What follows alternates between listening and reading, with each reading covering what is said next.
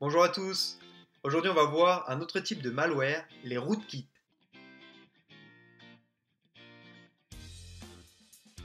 Les rootkits sont des malwares plus complexes à développer. Ils sont également beaucoup plus difficiles à détecter. Avant d'aller plus loin dans ces explications, il faut comprendre quelques concepts de l'architecture des processeurs. Les CPU ont une architecture basée sur des niveaux de protection appelés rings. Il y a 3 niveaux de protection avec des privilèges différents pour chacun. Le ring 0 est celui possédant les privilèges les plus élevés. Il s'agit généralement du cœur du système d'opération. On parle de kernel land. Les rings 1 et 2 sont généralement utilisés pour les drivers.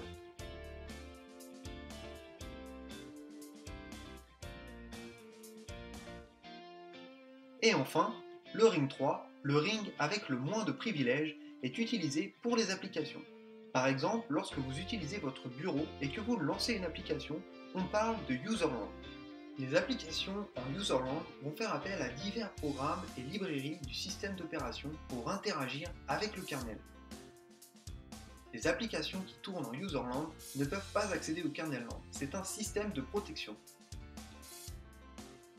Par exemple, lorsque vous utilisez des applications depuis votre bureau, vous êtes en userland. Le kernel land, ou ring 0, est l'endroit du système d'opération qui gère les requêtes provenant des applications. Le kernel a un accès total au CPU, à la mémoire et enfin aux composants de l'ordinateur.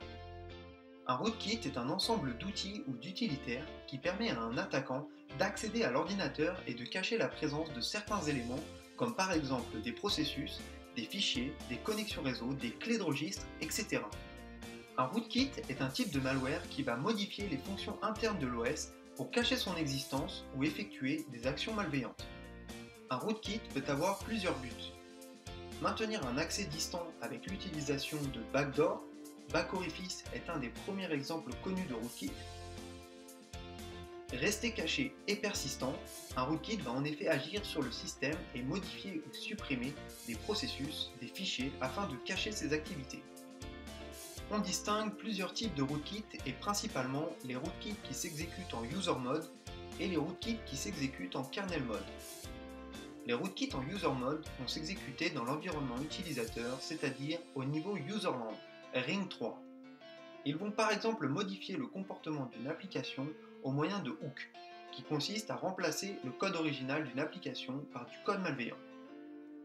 Les rootkits en kernel mode sont plus difficiles à développer car ils modifient des fonctions internes du système. Un kernel mode rootkit va s'exécuter en kernel land, ring 0. Il s'exécute au même niveau que les drivers pour le matériel comme les cartes graphiques ou les cartes réseau. Un kernel mode rootkit peut aussi s'exécuter comme un driver. Il existe de nombreux rootkits. On peut citer par exemple Hacker Defender, AdDRV, Wingbird, Turlab, Sony BMG, HE4Hook, Zero Access, etc. Il en existe des centaines d'autres.